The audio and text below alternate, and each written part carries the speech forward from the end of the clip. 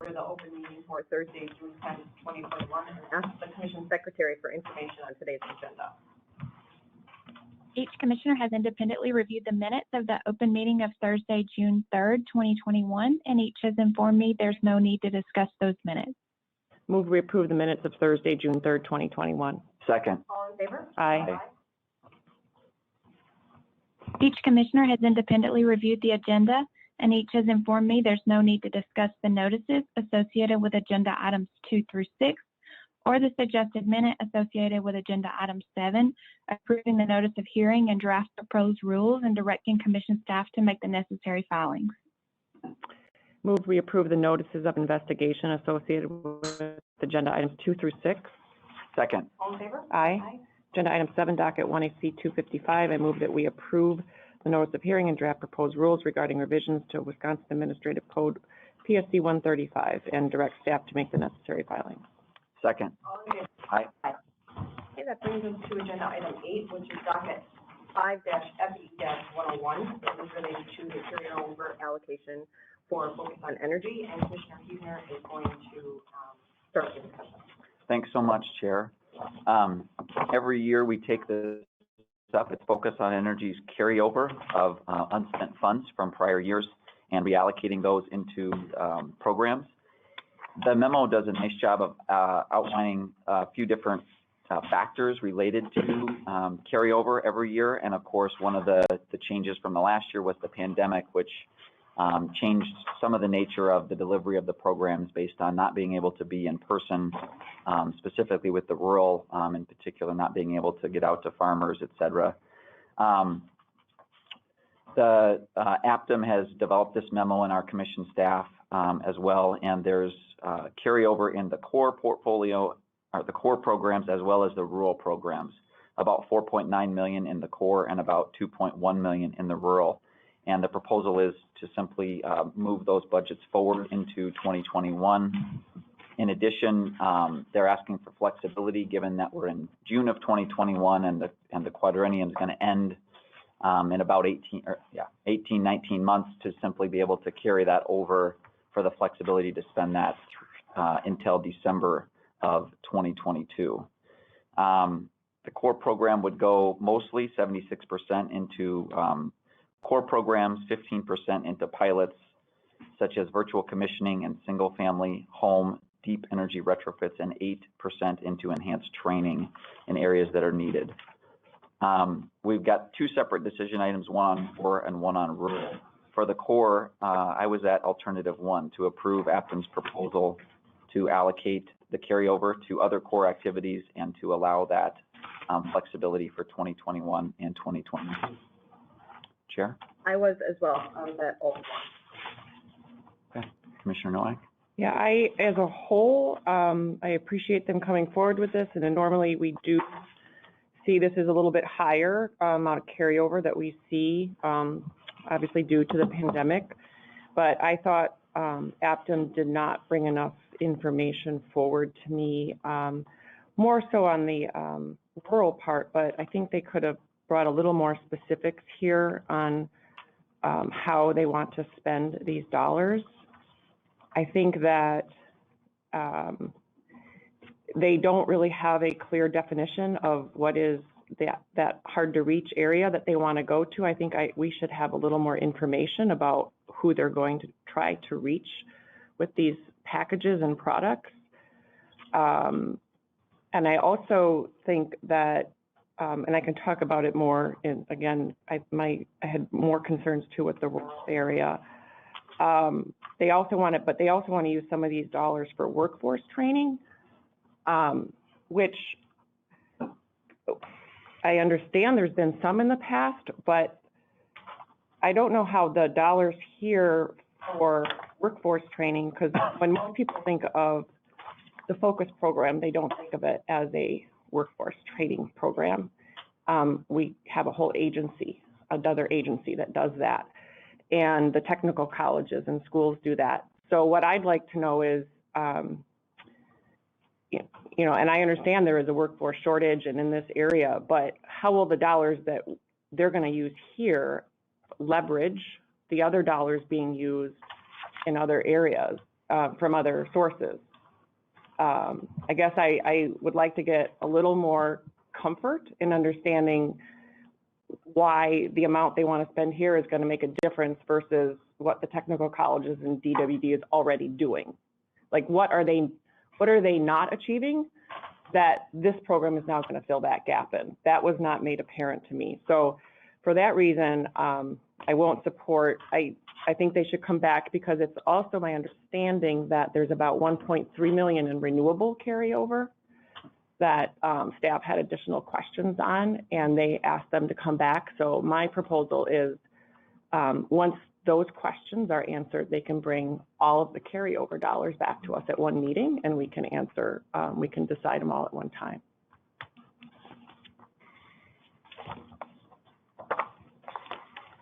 Okay. I don't think I have any other comments to you, Chair. Okay.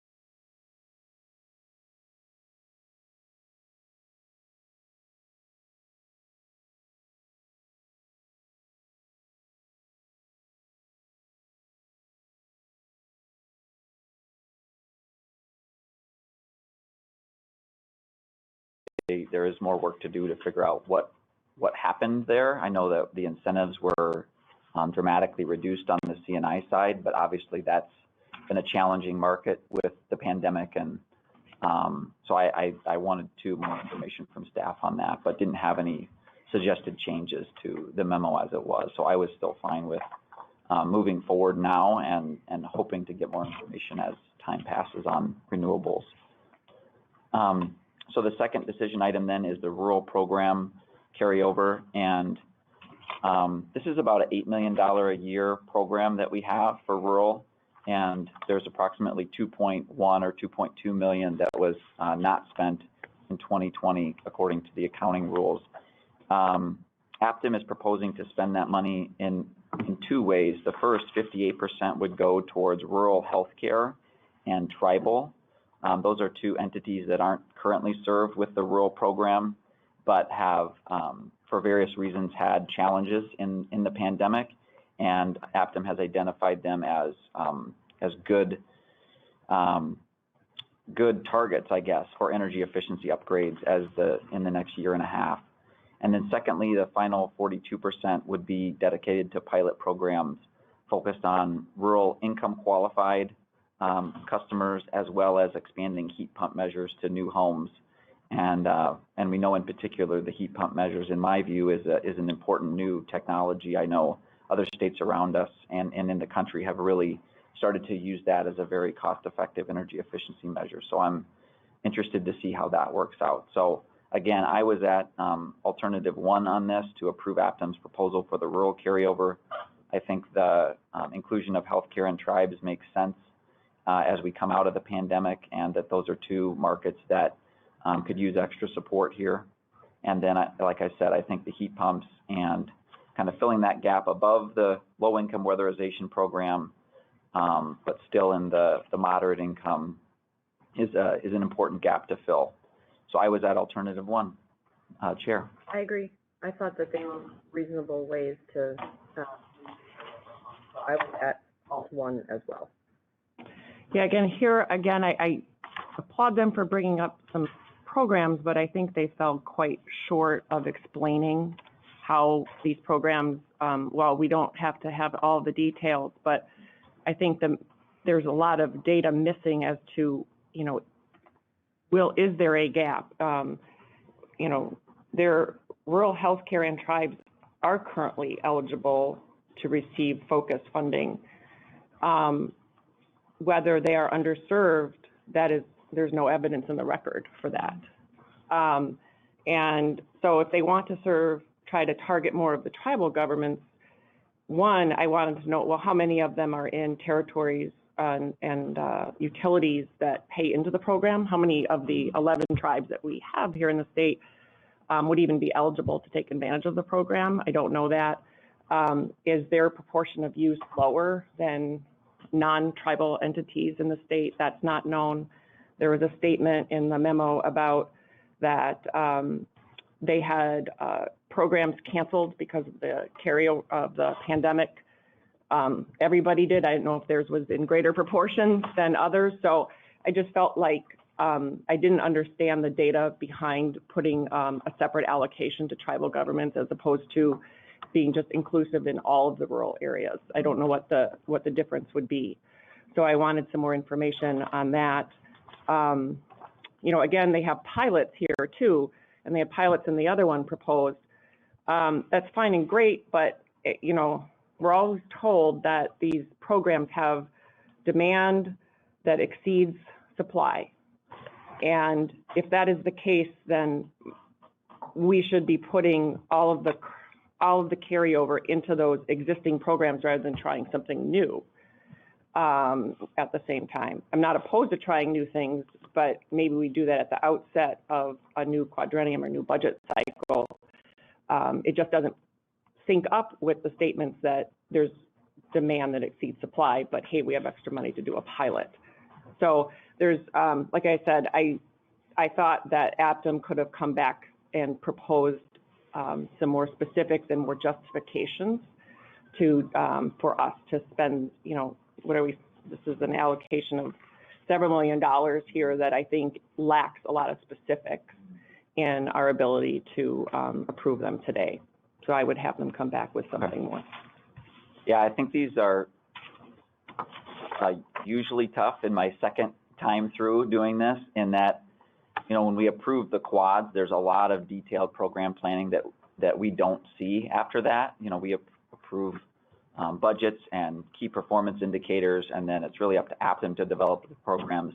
But then we kind of get that glimpse into that further level of detail every time we take the carryover. And so it's a little bit of, to me, challenging in that sort of where does our authority, like how far down the rabbit hole do we want to go?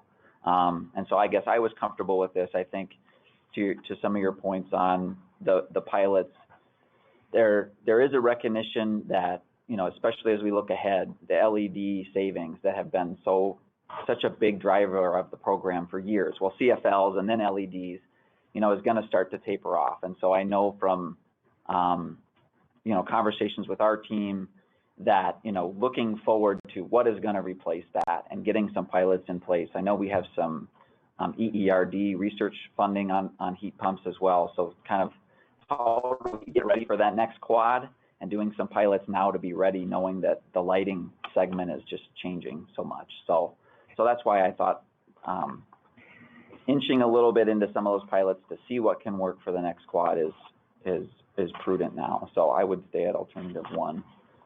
And I don't want to get in the rabbit hole of designing the programs. Right. But when they say there's a need for right. this type, I want them to come with data to show me that there's an actual need rather than just a vague statement that so-and-so is underserved or this area needs more. Mm-hmm. Show me the data, and then maybe we can go there. But there's no data here. Okay, I'll make a motion that in docket 5 FE 101, the Commission approved the Focus on Energy proposed 2020 annual carryover allocation and directed the Division of Digital Access, Consumer and Environmental Affairs to draft an order in accordance with our discussion. I will second that motion. All in favor? Aye. Those opposed? No. That brings us to agenda item 9, which is docket 5-DS-253.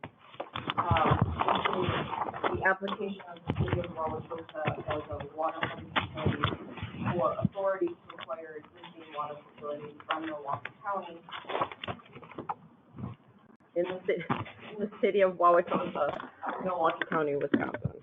Wauwatosa Water Utility filed an application seeking authority to acquire facilities and customers from Milwaukee County.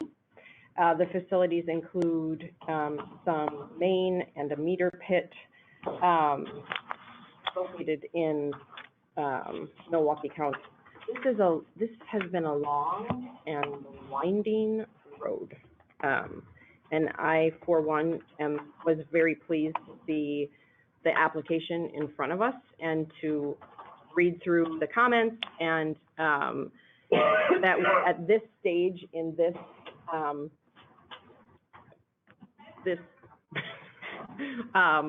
book, we'll just call it that, is great. And I'm really, really happy, and I'm really pleased that the parties got together.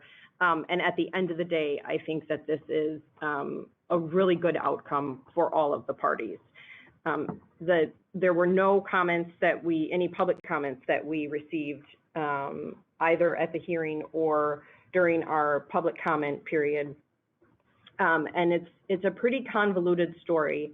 And our staff memo did a great job. I particularly appreciated the comments filed by MRMC. And I'm not going to try to explain the many, many years of what's happened, but I'm going to try and simplify it by pulling out pertinent parts of staff's memo. The county seeks to divest itself of water facilities located on what is referred to as the Milwaukee County grounds property, as it no longer owns the real property served by these water assets. Wauwatosa Water Utility seeks commission authorization to acquire certain water assets from the county in order to provide water service to retail customers presently connected to the county facilities. The Milwaukee County grounds is located in the city of Wauwatosa, and historically, county facilities were located on this property, and the county purchased water at wholesale from Milwaukee Water Works and provided water service to county facilities. With the exception of a mental health emergency room and inpatient hospital, there are no longer any county facilities located on the Milwaukee County grounds property. Wauwatosa is proposing to acquire existing water infrastructure to supply water to those existing customers. This acquisition will allow Wauwatosa to own, operate, and maintain the facilities used to supply water to its existing customers located on the North Avenue Main, as well as to supply water to the MRMC campus. The acquisition price will be at no cost to Wauwatosa Water Utility. And according to staff's analysis and the information we have on the record, I think that it is reasonable for us to make the conclusion under the law that the proposed acquisition will not substantially impair the efficiency of service of Wauwatosa Water Utility, provide facilities unreasonably in excess of the probable future requirements, or when placed in service, add to the cost of service without proportionately increasing the value or available quantity of service. Wauwatosa proposes to acquire the facilities at zero cost. It will record those acquired facilities as contributed plant on its books.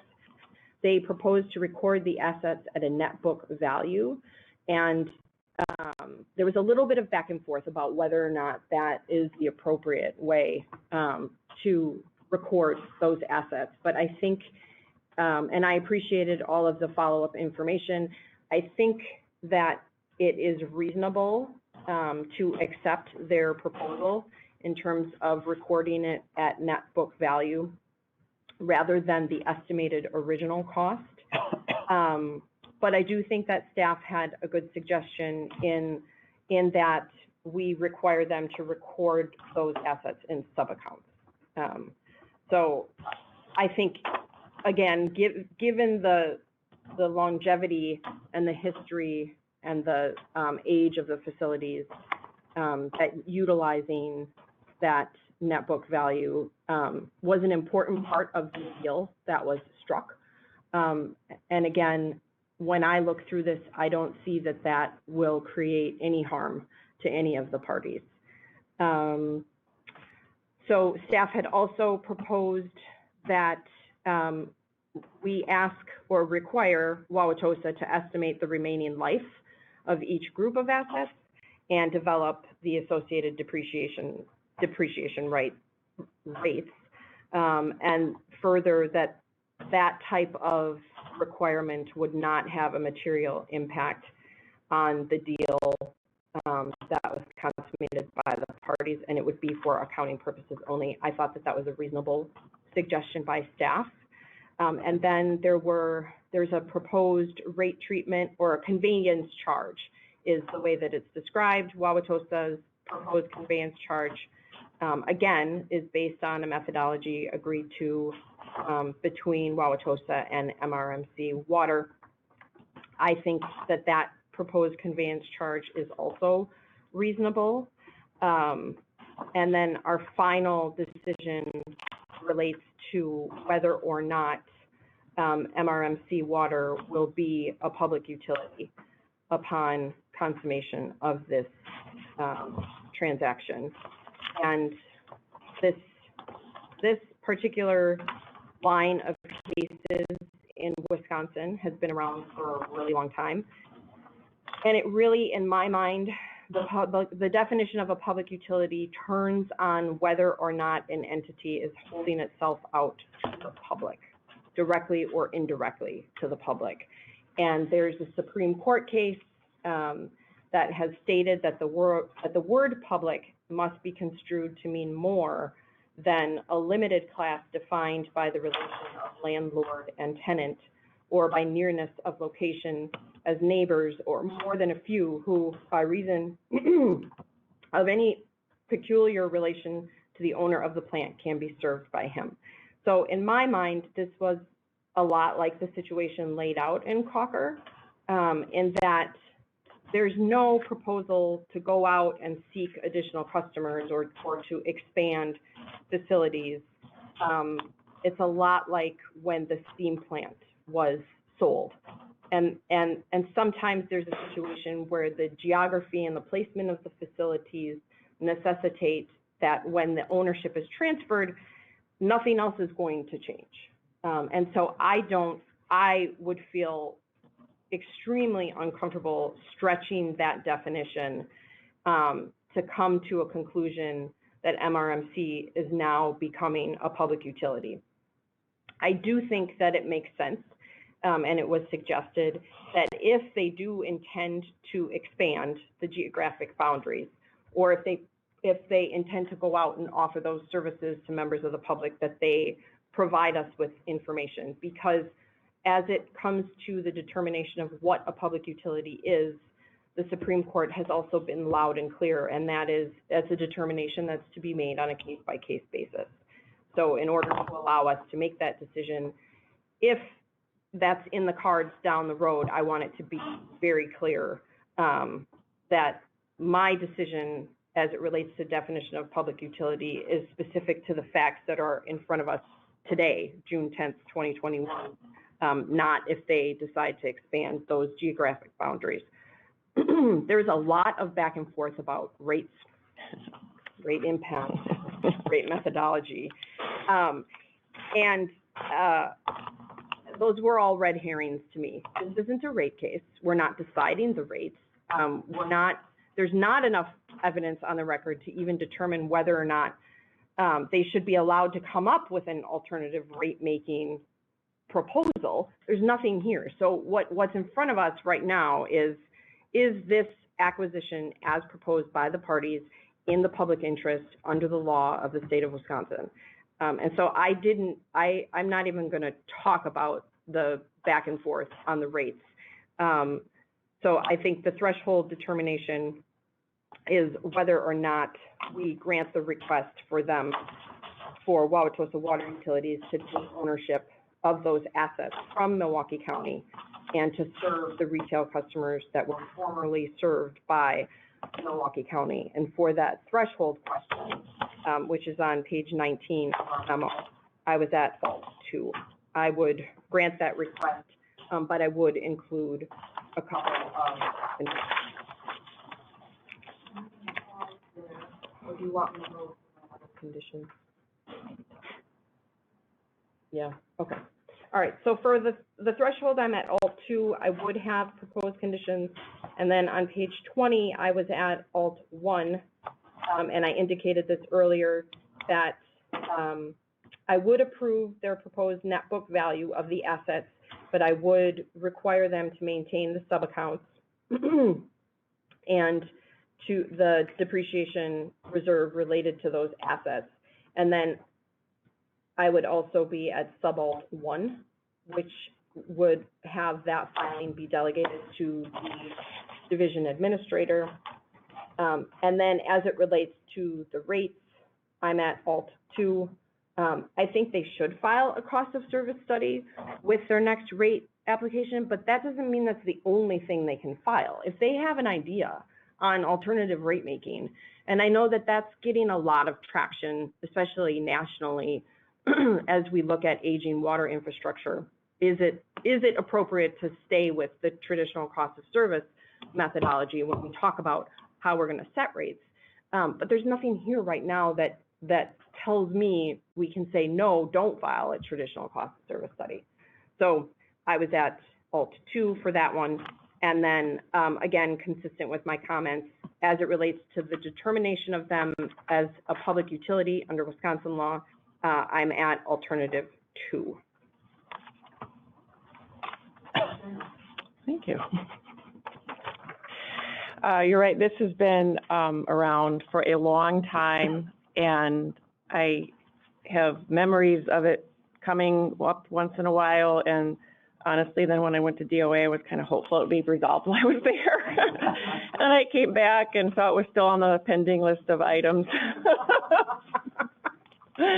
But then I was happy to see that there was a resolution, and I think this is a good resolution, like you do as well. I know that there's been a lot of moving pieces to this project, and it's gone through different administrations too with the county and different levels of things. So I think we're in a good spot, and I think their resolution here is very fair. And so I thought you stated a lot of the reasons very well. I'm not gonna go through a lot of that again, but the net book value, there was some discussion. I agree with you that we don't know that perfect way. We're never gonna know the original cost. It's gonna be an estimate anyway. This was part of the deal, and I think recording it at the 880, 585 net book value makes sense here. And then for the accounting purposes only, doesn't have an impact on anything else, and particularly the pilot payment. I think that it's fine to have them just record the assets in sub-accounts just for better bookkeeping purposes, and also then include depreciation values and the estimated life of remaining assets, I think makes sense as well. I'll get to the rate. Yeah, it got weird in the comments.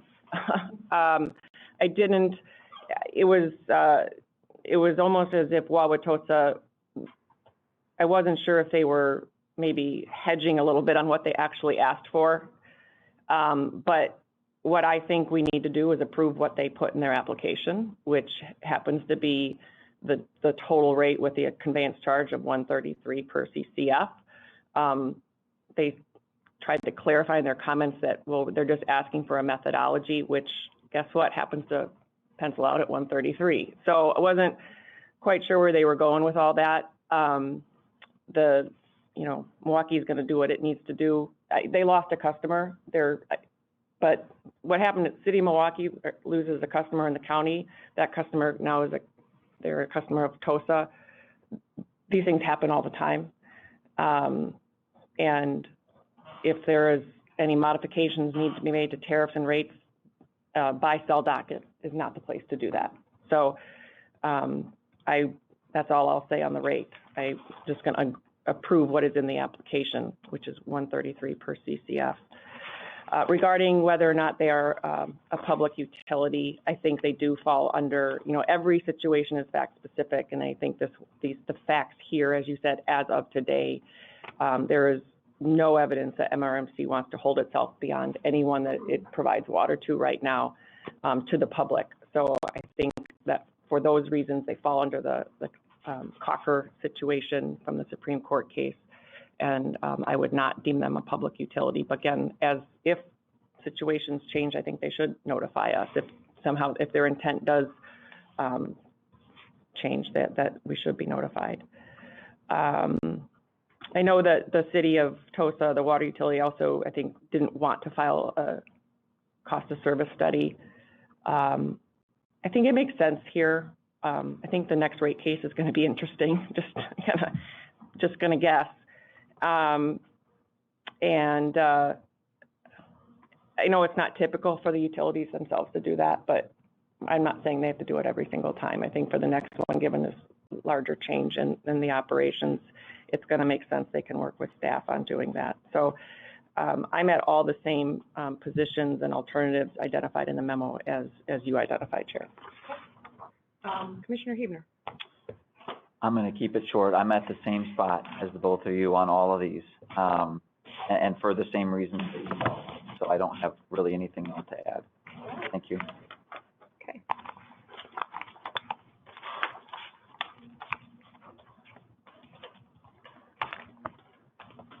Commissioner, no. Oh. I'm new to this. Ready. I'm new.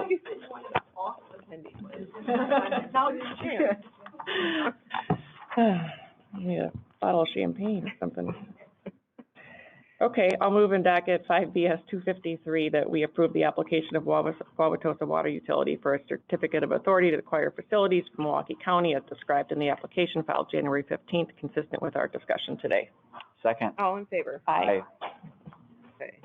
That brings us to agenda item 10, which is docket 106.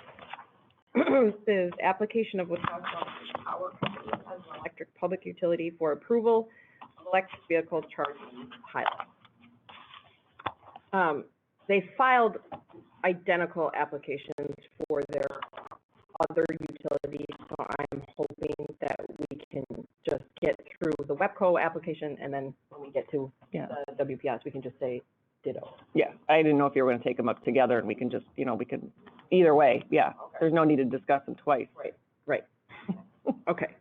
All right.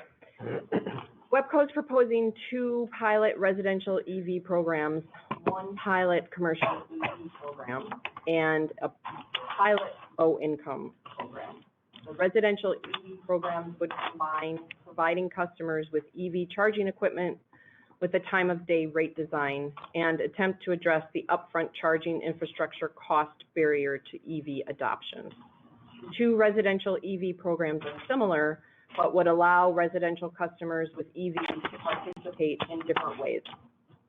The first residential program, the charger-only EV program, would allow customers to contract with WEPCO to install an EV charger in which their household usage would continue to be billed at the residential or farm flat energy charge rate, while the EV charger usage would be measured and billed at a new time-of-day rate specifically designed for EV charging.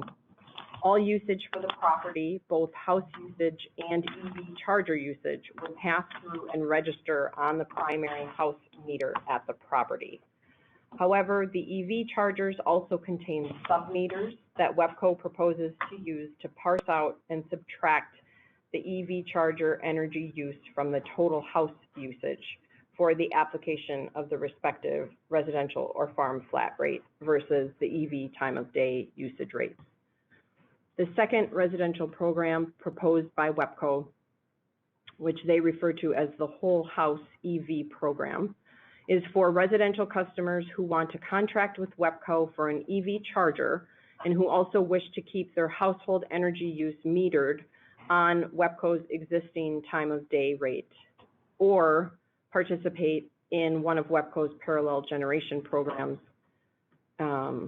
such as customers who own solar PV panels and interconnect with WEPCO's system. The EV load of the whole home rate customers would also be subject to RG2. Under both residential EV programs, customers would have 2 options to pay for the installed charging unit, plus associated ongoing service costs, including maintenance and administrative costs. The 2 options are bundled or prepay. The bundled option has no upfront fee. Participating customers would pay a monthly fixed charge that would enable WEPCO to recover all costs of the EV charger and associated services over the course of the contract.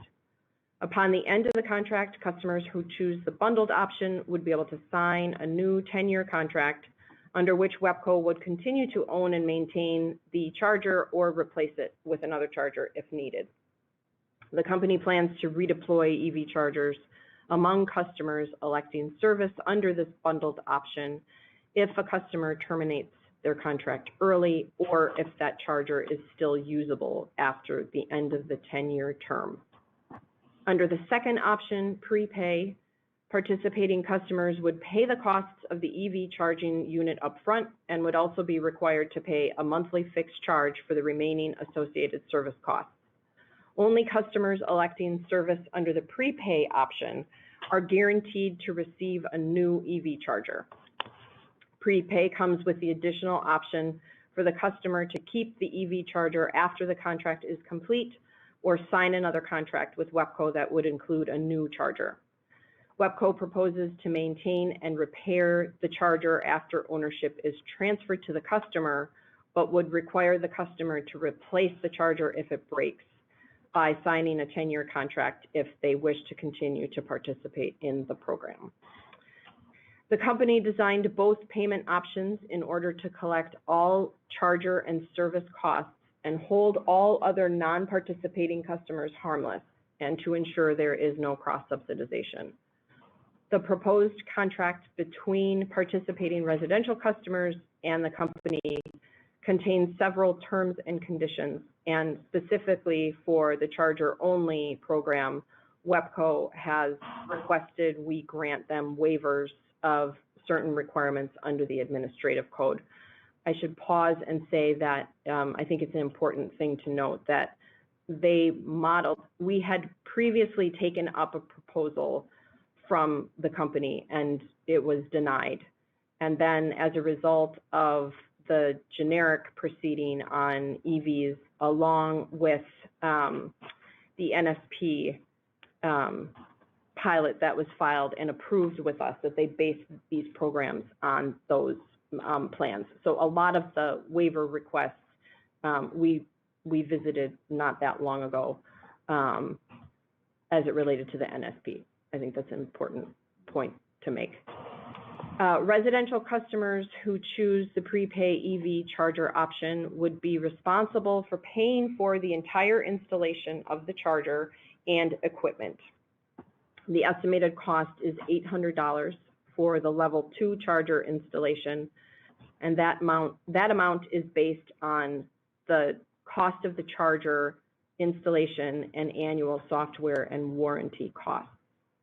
The prepay customers would also pay a monthly $9 charge.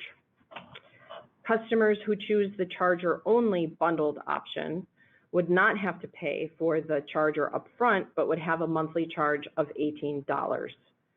For the whole house rate, WEPCO proposes a monthly $5 charge for prepay customers and a monthly $14 charge for bundled customers. So as I went through this, I had to sort of draw myself a little tree.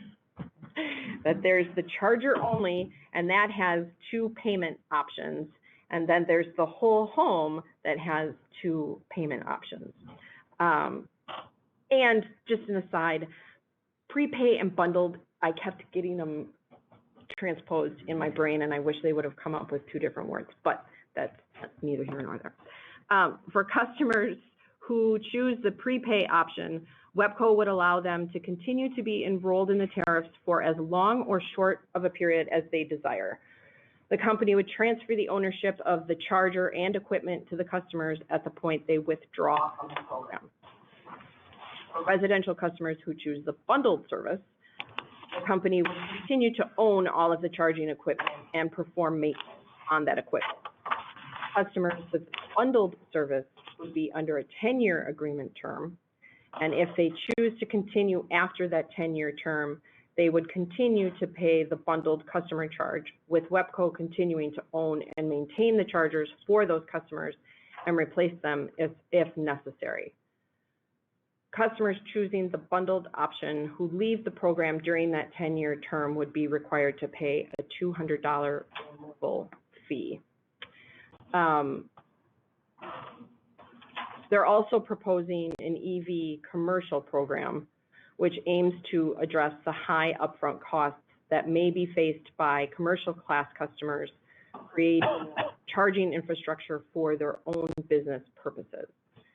This would be an alternative option for customers who must pay the company for extension services and would allow the company the ability to own and maintain make-ready. And when I say company, I mean WEPCO. That's important because we're talking commercial now. So this would allow WEPCO the ability to own and maintain the make-ready EV charging equipment. And that's equipment up to the charger, but not including the charger, for those commercial customers who wish WEPCO to do so. Commercial customers would also have the option to have WEPCO own the make-ready equipment and the EV chargers on the customer's premises for a fee.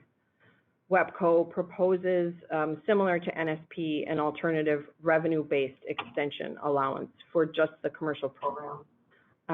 And the costs for WEPCO to install, own, and maintain equipment and wiring on the commercial customer's premise would be a part of those extension costs. So I'm going to pause there. I think I got all the salient points. And I'm going to look to my colleagues and see if either of you would like to say anything. Let me know if I missed anything. Commissioner Nowak.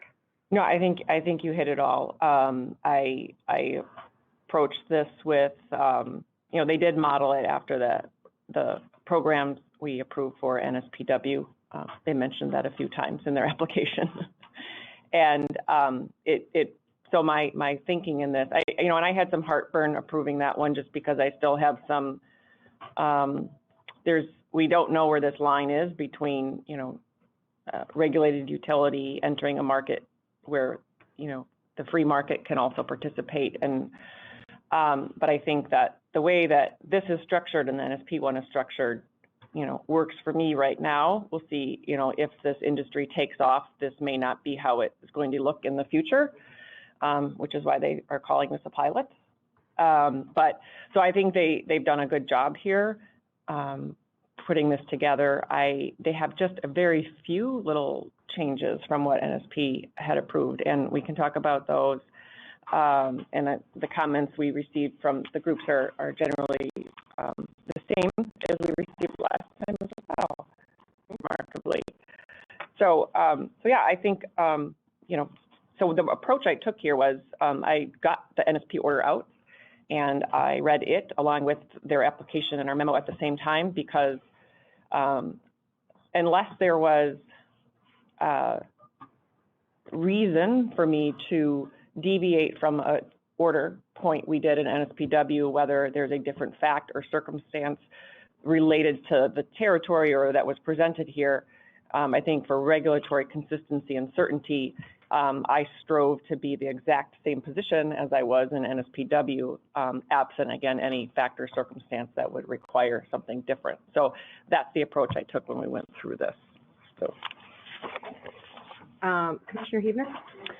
Yeah, just opening comments. I think in general, I'll be supporting the programs today. I think that they are a step forward as we look at electric vehicles. I will note, a lot more models are coming out, including the Ford Lightning model that was a very different vehicle than anything we've seen before, representing that you can drive out into the field and have 11 power outlets to power your power tools from your vehicle. And I think a question, not to change this, but both WEPCO, WPS, NSPW are going to have to wrestle with is that their advertising marketing point number 3 was it's home backup power when your power's out.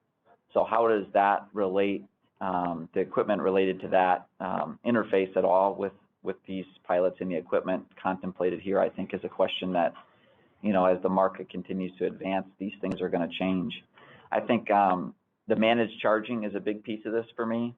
The load management capabilities, that's true for NSPW and it's true for both of these today, is the ability to manage that charging and avoid creating a new peak, both at the bulk level for generation needs, but then also within the feeders and the distribution level to be able to manage. And I know there's some new vendors out there that are continuing to innovate and work on software to help from the vehicle level and or the charging level to help manage this, because it's going to be a brand new world if this takes off. And so I think having our eyes open on that and utilities continue to look at that.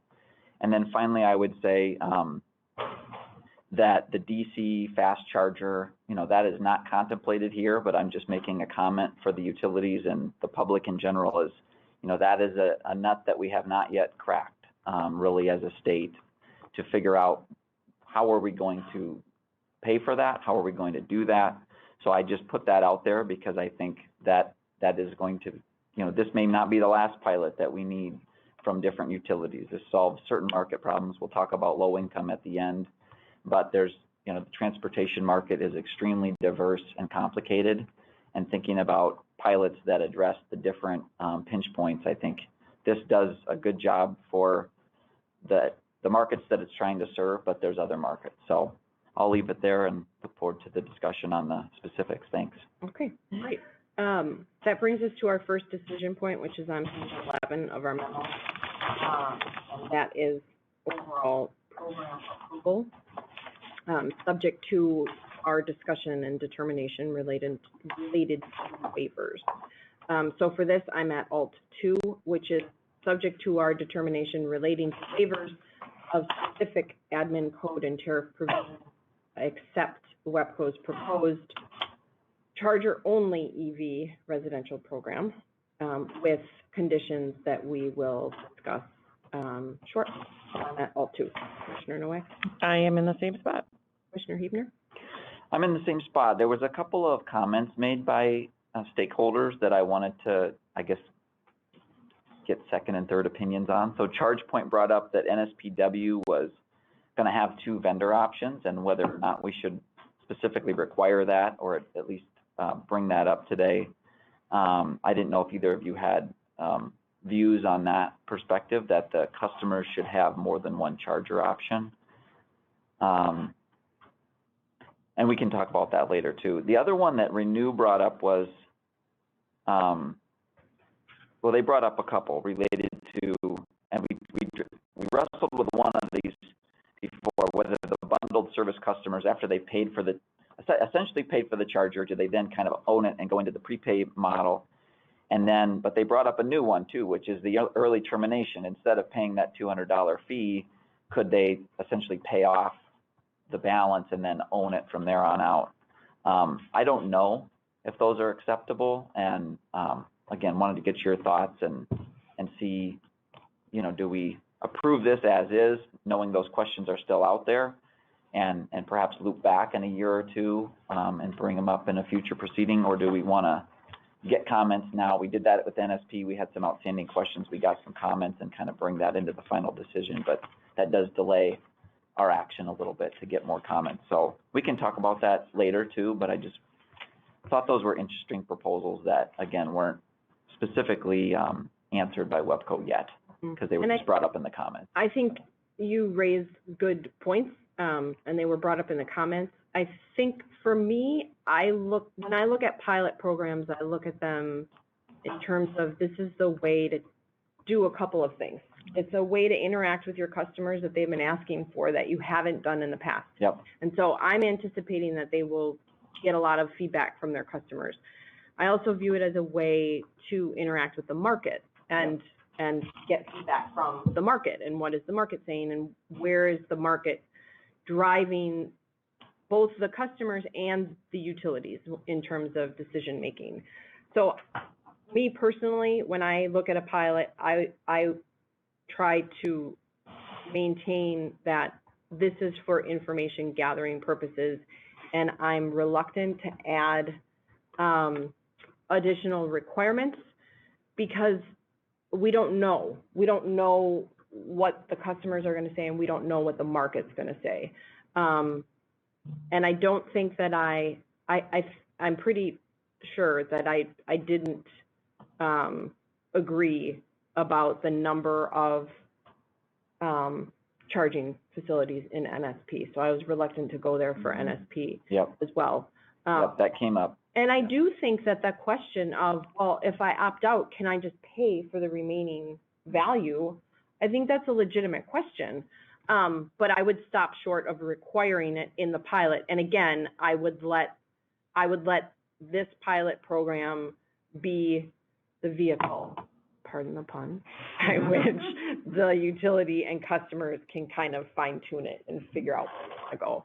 So I think they're all good points. I'm just not inclined to add those as additional order points or conditions. Yeah, first, on the one difference they had was, NSP was going to have at least two to charge from, and it appears, for sure, that there was going to be one. It seemed to me that, ChargePoint's ask was basically they want to increase their chances of winning in the RFP, which that's what they should be doing. But but they should be competing for the RFP, not trying to. I don't think it's our job to say how to craft that RFP. So I'm fine with how the companies proposed it, and maybe they're going to have more than one. I don't know. It sounded like one. And then the other one, you mentioned the prepay. I think they should wait and see. Like you said, let's let it sit out there, see how it works. They can come back and ask for a change. Yeah. So that's a good suggestion. Not sure. I would like to know what the company's response is at some point, and maybe they'll fine tune that after if they do hear from customers. So Yep. Should wait. Yep. And then the only other thing that I brought up in the NSP that we did put in the final order was this ability to switch between the charger only on the whole house. And specifically, if you decide to become a parallel generation customer sometime in the next 10 years, NSP was fine with that. Yeah.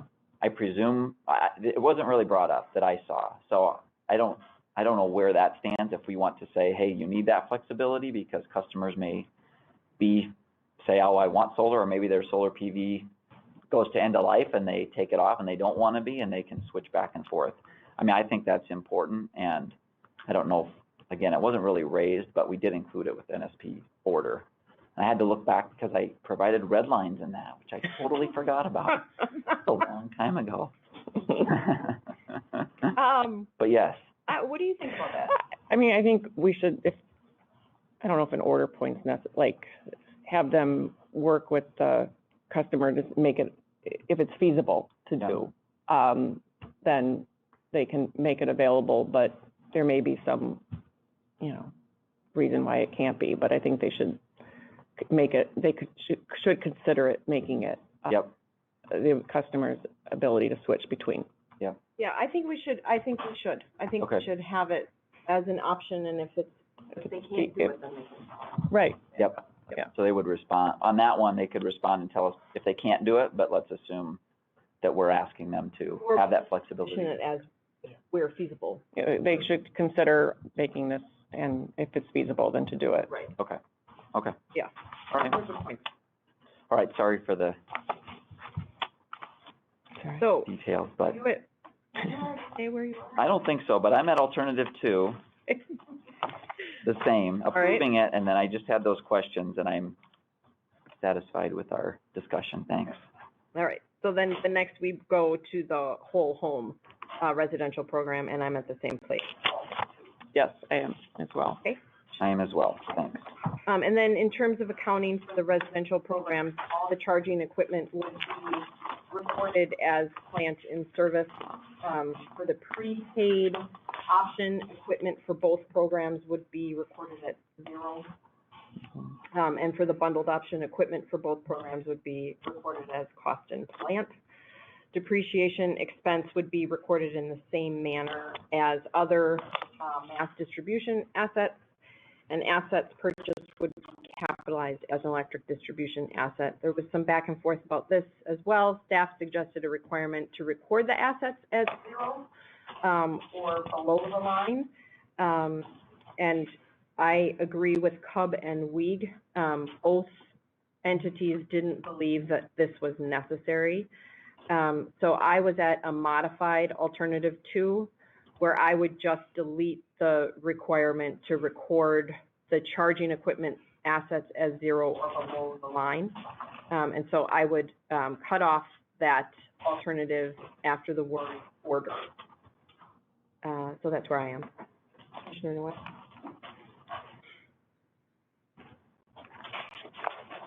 Where are you cutting this off? After the word customers. WEPCO shall provide accounting treatment and procedures for the programs within 60 days of the order period. Oh, that part. Oh, you left. Okay. I cut out that whole sentence. That's right. Oh. So I made alternative 2 as well. We had this discussion in the NSPW case as well, and agree with the commenters of Cub and Wig. Yeah, I guess I had taken out that entire last sentence, but that's fine if they want to. If you want to leave work staff on providing accounting procedures. Yeah. Okay. Yeah. Okay. Yeah, I'm at the same spot as you both, and I'm just looking back at the NSPW order, and we did have the 60 days in there, so I'm fine with that. I like you said, Commissioner Nowak, I strove to be consistent unless there was some reason to be different, just because they're so similar. Yep. So yeah, I think that's where I'm at. Okay. Related to the commercial program, so currently customers must pay upfront for utility bills extensions to serve their new load, but customers receive an embedded extension allowance, which is determined by us on a class-by-class basis in every rate case. The embedded allowance is based on the class average distribution infrastructure costs, and those are embedded in utility charges that the customer pays continually once the service is established. The embedded allowance essentially credits the customer for average costs of distribution extensions that are paid by all customers on an ongoing basis. And this embedded extension allowance is required both by the code and by WEPCO's tariffs. For its commercial program, the company is proposing to offer a rebate. The way they describe it is a rebate, and it would provide commercial customers with a choice to replace that embedded extension allowance methodology with an optional revenue-based extension allowance. And that allowance is based on future revenues that WEPCO would receive from those commercial customers based on the distribution demand charges. The program would allow WEPCO to incorporate the costs of utility-owned and maintained make-ready equipment into the total cost of the extension. The make-ready equipment would include service panels, the conduit wiring, and all of the other equipment needed to support those chargers on the customer's premise. Finally, the commercial program would provide an additional option for WEPCO to own and maintain EV chargers and associated equipment for a monthly service charge. The company is seeking to offer to any commercial customer that requires an upgrade, a new interconnection for service, the greater allowance of either their standard embedded allowance credit or this proposed revenue-based extension allowance. And it was pointed out in the memo that there's a little bit of lag in terms of when it's paid for by all customers. But as Cub, I think it was pointed out in their comments, that that's no different from how extension allowances are treated currently. So the company for this part of the program is also seeking deferral authorization to offset these rebates as a way to sort of fence in those costs.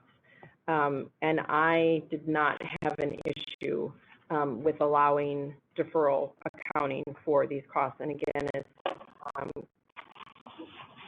with the proposal by this type of rebate. I think rebate is a misnomer, but I understand the concept. So for this one,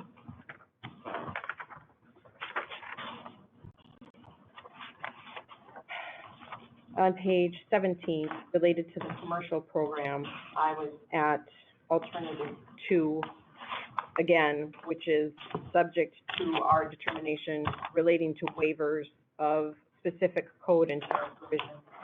I would accept their commercial programs with conditions that we will discuss in a little bit. Yeah, this is, with the exception of the request for the deferral, is the exact same as what was requested in NSP. So for this particular order alternative, I'm at alternative 2 as well. on that. Okay. Commissioner Hebner? I too, I'm at alternative 2 on this. I thought the rebates were a change, but I think that a good idea. You know, WEPCO in their comments said it owning equipment in those cases on the customer side of the meter. I think that that's worthy idea. ChargePoint brought up a few things again, so I'll mention them, not for our discussion really, but for WEPCO's consideration here is, you know, this is one where there is likely to be kind of a list of equipment and there's going to be different pricing. And so ChargePoint's recommendation to include vendor provided product information and contact information to help customers make those decisions of kind of balancing cost with the features and not precluding any equipment that meets the standards. I think the key is to run the RFP and have equipment that meets the standards available for folks. I know that that came up last time, and NSP said, you know, they're not running an open-ended solicitation, so it's not just a list that's always being updated, but it's an RFP, and I was okay with that. I think that's the same probably what will happen here. So with those comments, and Renew brought up the idea again of purchasing chargers if they terminate early. So I guess we'll expect more information in a future filing on that.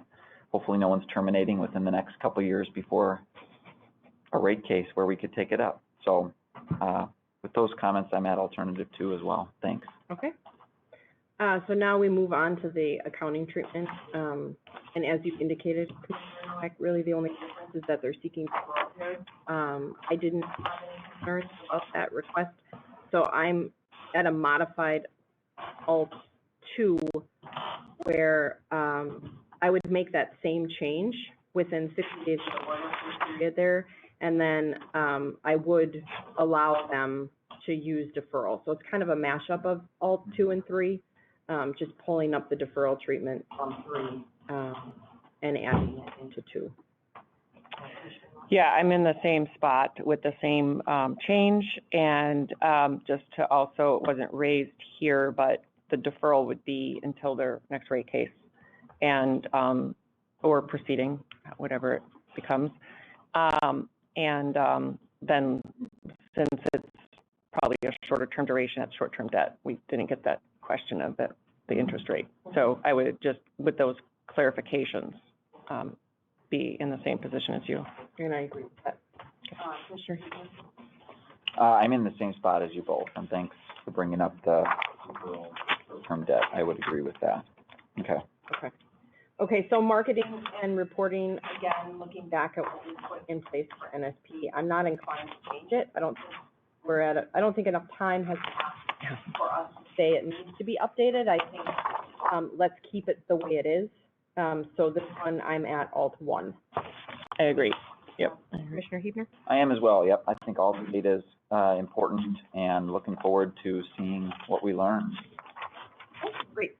And now, as it relates to waiver requests, I took the same approach that you did, Commissioner Nowak, and look to see what we did in NSP. So I landed in the same spot, understanding that, you know, again, this is a pilot program. And when we approve these pilot programs, or when I make a decision to approve a pilot program, it's with the understanding that the utilities are going to work closely with their customers in terms of informing them of what the potential impacts are, you know, especially as it relates to that, to the provision about billing, and they might not have as much information as they normally would. But it's just important to communicate that to customers. And again, it's not buyer beware, but it is, if a customer is going to avail themselves of a new program, they have to understand that that might not translate to the lowest rate that would otherwise be available to them. So I know that these admin code provisions are here for the purpose of protecting customers first and foremost. But I do think it's reasonable to allow waivers for pilot programs. And then again, that's based on the premise that our utilities are doing a good job of talking to their customers about the potential impact to their bills. So for this one, I was at alternative 2. I would allow the waivers that are listed in Alt 1 for all of those, all 3 bullet points under Alt 1. I would grant those waivers, provided, again, that's in Alt 2, that provided we require WEPCO to provide customer information on the range of possible bill impacts and to make those changes to their tariff language more explicit in terms of just being really transparent with their customer. So I'm at Alt 2 for all of the waivers identified in Alt 1. Yeah, I agree with that. Yeah, 2 with all of the waivers identified in Alt 1 with the other condition, so it mirrors exactly to what we did in the SP order. Commissioner Huebner? Yep, I'm in the same spot as you. And the other thing that came up to me on billing, and this is kind of a question for the utility, is whether or not the electric vehicle consumption is going to be actually on the bill. So this is not really a decision point, but I guess I was a little confused as to whether or not that submeter, the reading out of, how many kilowatt hours did you actually use for your EV, so that the customer could compare that cost with gasoline. I don't know, it wasn't clear to me that that is going to be included on the bill, but I guess I would encourage that for the benefit of the customers, that they be able to calculate that or understand what their, not calculate, but be shown what their EV usage was from the submeter. Yeah. So. And I wasn't clear either. I don't think they will be able to. Somehow it always depends on if the software system allows it. Right. Yes. Or need a new billing system. So I didn't want to go there. That's a lot of money to upgrade that. Yeah, I didn't think, because I do think that's an important metric for customers, right? Yeah. That's how you compare. Right, yeah. Okay. Dispute resolution. So this one, I'm not going to grant this. I mean, well, first and foremost, customers can come to us with a complaint or a concern at any time. And consistent with what we did in NSP, I'm going to keep this particular provision in place. I appreciate the suggestion that, well, okay, well, perhaps we can then just impose a condition requiring quarterly reporting. Well, that's kind of the same thing. So, so I just, for this one, I'm at Alt 3. I'm going to deny the request for that waiver and keep that provision in place. Yeah, I agree. I thought the utilities response was, but don't ask for something, you can't do anything with the complaint, but you're going to ask us to report on it, and it just seemed like a mismatch there. So I'm at alternative 3 too. I can use the normal complaint process. Yep, I'm in the same spot. I think we should expect, WEPCO should expect there's going to be a lot of conversations with customers, working through details. We don't need to necessarily know all those ins and outs that a do. If it gets to the point where it can't be resolved, then the customer should avail of the process if needed. Agreed. Okay. Okay, so then the next one is related to waivers on metering accuracy and testing. And again, I would grant the waiver for the provisions that are identified under alternative 1, conditioned on that requirement that WEPCO work with commission staff on that testing standards. This, I think, is the So one. it's kind of like 2, so, like, yeah, Alt 1 we just did. Right, Alt 2 wrapping in what's enumerated in Alt 1. Yeah. And so I would have them work with staff, and then I would delegate to the administrator the approval of that accuracy and testing standard. And again, require that WEPCO provide and include the updated tariff language explaining that how the over or under registration of charging is going to show up on their bill. So Alt 2 delegated to administrator for the provisions identified under Alt 1. I agree. Yep, I agree. I'm in the same spot. Okay. Yep. The next one is the waiver of billing adjustment rights. And for this one, I'm at Alt 1. I would approve the tariff language referencing customers waiver of billing adjustment rights. Again, this is that concept that they could potentially qualify for a lower rate. I don't think that should apply when we're talking about pilot programs. So for this one, I'm at Alt 1. I agree. Yep, I agree. Yep, same spot. And then we move on to the commercial program and having to grant some waivers because of this revenue-based extension allowance methodology. And so there are some waivers that are necessitated by us approving that type of a methodology. So again, for this one, I'm at, on page 37 of our memo, I'm at Alt 2 for all of the admin code and tariff provisions listed under Alt 1. And I would also require all 3 reporting requirements underneath Alt 2. And then I think somehow, some way, what got missed, or maybe it didn't get missed, but we had didn't we put in a 5-year end date to NSP where we Yep. said either you're going to come Yep. 5 years to either Yep. continue it, modify it, expand it, or replace it. And I think in the company's comments, they mention a 5-year reporting requirement. And so I didn't know Yep. if that meant an end to the program. Maybe I missed I didn't know if we needed to do it to, I mean, there's a cap too on participation. Yes. So I didn't know if it was, that. till they It meet wasn't in the cap. memo, but it was in their application that they were proposing the 5 years. 5 years, okay. So I think just as a way to kind of back cleanup, I was going to bring that up. I know it's not just related to the commercial program, Yep. but I wanted to flag it, and I would propose a 5-year. For the pilot. pilot in itself, Pilot. yeah. Yeah, we did, that's right. Because I remember now, and it seemed long, but that's fine. Okay, I can do it. okay, all right. And the other thing on this was that the reporting that are enumerated in those 3 bullets at the top of 38, WEPCO is proposing to provide those reports annually. And that's what I would like to see too. Yep. Each year they would report on that. And then, like you said, at the end of 5 years, there would be a more comprehensive report on the program, whether they're going to continue it, replace it. That's what I would support. Okay. I agree with that. Okay. Yep. Okay.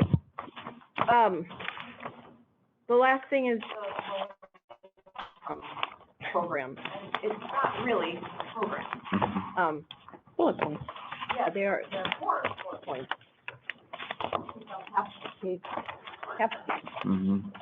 So I understand that they're not seeking outright approval, and they acknowledge that, these are just ideas, and they're seeking our input as to what should be done in the future.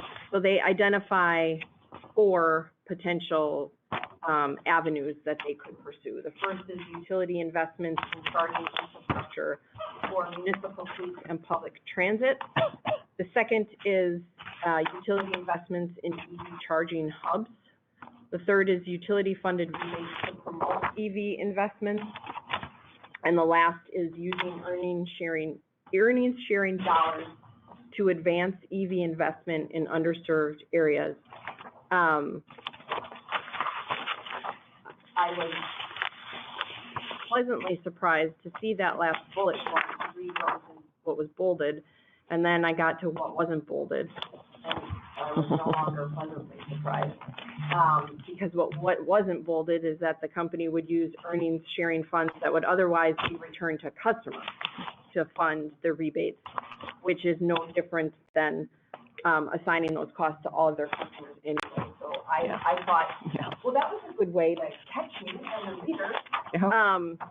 Now, if they're going to talk about using earnings sharing dollars that would otherwise be returned to shareholders, as we've seen from another investor-owned utility, then I would again be pleasantly surprised. and supportive of that. But in my mind, using earning sharing dollars that are supposed to go back to customers is no different than having all customers pay for those programs. In my mind, that's a non-starter. I appreciate the proposal and I appreciate the attention to try and make some movement in traditionally under-resourced communities. I think it's important, but I think that they still have a lot of work to do.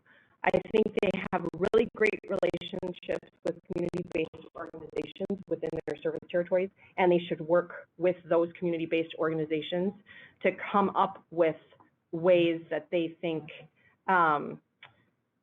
EV can be expanded in an equitable way. But what we have in front of us isn't really anything to decide upon. I was aligned with the comments that were filed by Wisconsin Industrial Energy Group. They proposed a new alternative 5, which basically was, go back, talk to commission staff, talk to community-based organizations, submit a detailed proposal using our generic EV docket as a model, but only use shareholder dollars. And so I guess I'm at a modified alternative 3, which would be, and it's a little strongly worded that we're rejecting, because I just didn't think that there was really anything for us to decide upon, but to give them guidance. So my guidance would be work with staff, talk to your community-based organizations that are within your service territory, look at the regulatory framework we ordered in the generic docket, and then look for innovative and creative ways to fund these type of programs outside of passing those costs on to all of your customers. So that would be my feedback. Commissioner Nowak? Yeah, I think we can't either accept or nor reject because there really isn't a proposal to do either of that.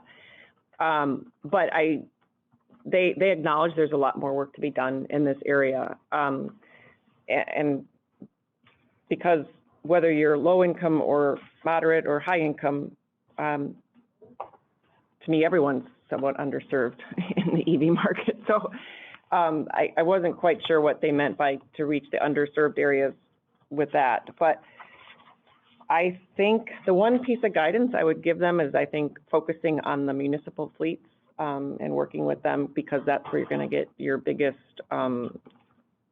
bang for the buck with regarding at least the emission savings. Is that the cross-subsidization, which you referenced, is because every tenet of everything we just talked about was that it was tied to the people using the program would pay for it. And to me, that's a two-way street. So whether it's, the lower income class shouldn't be paying for those in a higher income class to drive, own an EV and that's charging equipment and vice versa. I think we need to, that is a tenet that I think is true. Either way, it works both ways. So that is the one, thing I would tell the utility to keep in mind as they go, and as you suggest, go and work with your community. I think they should have a line of communication with staff, but I'm not sure that staff knows any more than developing these programs than anyone else. I think they need to work mostly with their customers in moving forward to develop a program. So I don't even know what alternative that would be. Yeah, I think you're right, and I will agree that the utility investments in charging infrastructure for municipal fleets for me was one of the most promising suggestions that they had. So maybe instead of the commission rejects their proposal, maybe the order point is the commission directs the company to file a more substantive plan with assistance from commission staff with information regarding community engagement efforts. And I'm going to stop. I don't know. I wasn't a big fan of the, the generic saying you have to file something. I don't want them to say they have to, direct them to work with it. I don't think they have to file something. It may not come to fruition. Yeah. So just direct them to go work and explore the opportunity to do this. But we don't ever tell utilities, like, you have to file this rate, you have to come with that tariff. I think we need to stop short of saying that. They have to come to us and propose things. Yeah. So maybe it's a reporting. Maybe we add it as a reporting. You know, you don't have to file a plan, but let us know what you've come up with. Because I do think, as we saw with what NSP filed, it's helpful when one utility takes a step and then they look, right? And then it can be used as a model. And so it could be helpful for them. They're demonstrating an interest. So go talk to community-based organizations, talk to staff, and then let us know what you find out. That could be an option. I have some thoughts. Okay. So I think you're right, that to the extent they're going to file a plan, I thought it was helpful, you know, a more substantive plan and following obviously our framework, that to the extent a new program or multiple are filed. I thought the stakeholder suggestion was excellent from both ChargePoint and Renew. You know, worked with your low income. If you want to serve low income, you need to work with low income community groups to understand what their needs are and what their opportunities are. I think CUB would be a great group to work with. They have a framework in their comments of 5, you know, items that they're looking at with EVs. Renew expressed interest as well in their comments, so I think there's a built-in group they could work with. I'm in maybe a different spot than you both on ratepayer dollars, where I think CUB's comments are at least a good starting point. That their item 3 in their comments was, to the extent that an EV program would cause non-participating customers to bear some of the costs associated with the program, it should provide system benefits at least commensurate with the level of cost subsidization borne by non-participating customers, and then evaluate and model that. So to me, that's a little more where I am. I think that electrification of transportation is in the public interest in a way, or maybe in many ways, and that to the extent that there are ratepayer dollars used, if that's pushing more electricity sales through the existing grid and putting downward pressure on rates, to the extent that that can be shown, there could be benefits to all customers. And I guess that's kind of what I would like to see if they do work forward with a proposal, if they're interested in that. As far as the 3 that were specifically mentioned, I'll just give some comments. As you both said, municipal fleets and public transit, I think that's maybe the most promising here. I thought Renew bringing up the PAYS model, which I've heard of, I think that's a really interesting idea, because the concept is the electric buses are going to cost more up front, but be a lot cheaper to operate. And when you look at local governments' capital versus operating budgets, there's always a strain and a stress. This PAYS model is sort of a financing model. It's not related to third party necessarily, but just lowers that upfront cost, but allows the public transit to pay for the fuel, the battery, and the energy in the battery in a way that's more similar to how they pay for vehicles and gasoline or diesel today. So I think that's a promising model. I would encourage WEPCO to look at that as they think about public transit in particular. The next 2, the EV charging hubs, I know MG&E is doing that right now with Tesla in East Washington, where there's a bunch of new apartments that have come in. I don't know the latest and greatest of where that is, but there's some learning for all of our utilities possibly from that. And then as far as the final one, the EV investments that would go towards government and then nonprofit organizations. Again, I think you got to work with those agencies, governments, and low-income groups to find out what their needs are and what the benefits would be. But I think the rebate model is an interesting one, like I said before, where it doesn't get the utility into the ownership business. But again, if the rebate can lead to cost effectiveness for all customers, that could be in the public interest. So that's my view on the proposals as we stand today. I mean, I think the utilities listening. Yep. I don't know. That was my point. I don't know that, like, point, yeah. Those are my thoughts. You're not making, yeah. I don't think you were making a suggestion. Yeah. I just think, again, my position is go forth and work. Yeah. Like at the end of math. Yes. Thanks be to God. Yeah. So I'm just going to say one thing. There's a lot of upcoming upward pressure on rates because of early retirements and new capital projects. And I think all of us, including the utilities that are listening, have to be cognizant of putting out suggestions and always having it being paid for by the customer. We're in the middle of a transition that this industry has never before seen. But it's an expensive transition. And so there's gotta be a better answer than we're gonna keep adding on top and on top and on top. And we're gonna continue to go to our customers to continue to fund this. That pesky little thing, though, that they're allowed to recover things that are reasonably used in service. Though. Well, right, but when we start talking about, innovative pilot programs and new offerings, there are other ways, yeah, there's some other states that have done some innovative things, but yeah, they have to be structured quite right. Yeah, and I mean, to me, that's one of the promises and why I think Cub's approach is pragmatic in that, I think this could be wrong, but some of the studies I've seen said if you electrify transport, you're talking about 25 to 30% more electricity usage. You're taking the fuel out of the liquid fuel market, but if you can push all that electricity to off-peak, so using the same grid that you have today, you have no more capital expenses, using the same grid and selling 30% more energy off-peak, to me, that could put downward pressure on rates because you're pushing more product through the same infrastructure.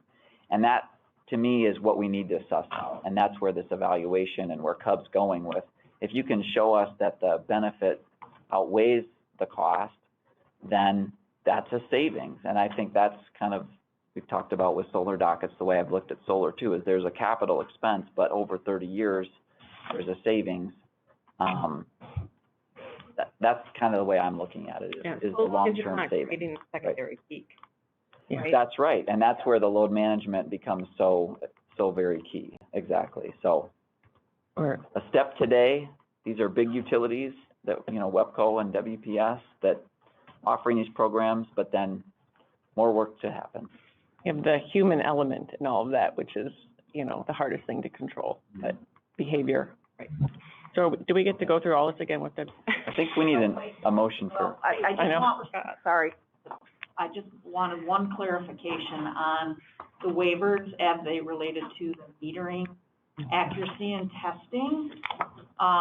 For NSP, the commission established a initial meter accuracy and testing standard, and that was a standard requiring an initial accuracy as shown by the manufacturer to be within 2%, and then said go and work with staff and delegated that. I just wasn't clear in the discussion whether you wanted to do that here or not. Sorry. Yes, I missed that. And it was even highlighted. Yes. So the decision was we could find it reasonable that the traditional 1% accuracy requirements should not be applied to the EV chargers, and we could establish an alternative accuracy standard, such as the company's suggested 2% threshold. I was fine with that. Yep. Yes. Delegated. Yes. Yep. And then I'm sorry, I lost where you guys ended up. Is it go forth and do work and any reporting back? I wanted reporting back on what they do when they go forth. I can live with that. Yep. They go forth. Okay. And we don't give any more. So either they're filing a plan because they found something that works, or they're going to report on. But they had a lot of meetings. Yeah. And that would just be part of the annual reporting, you're thinking, Chair? As part of this annual reporting? Yeah. Yeah. On low income, okay. Are we ready? Now, I'm gonna remember this now. Make sure I have the right one in front of me. This was WEPCO. Okay, in docket, do I have to read through all these? Okay. In docket 6630 TE 106, I move that we approve the application of Wisconsin Electric Power Company as electric public utility for approval of an electric vehicle charging pilots consistent with our discussion today. Second. All in favor? Aye. Aye.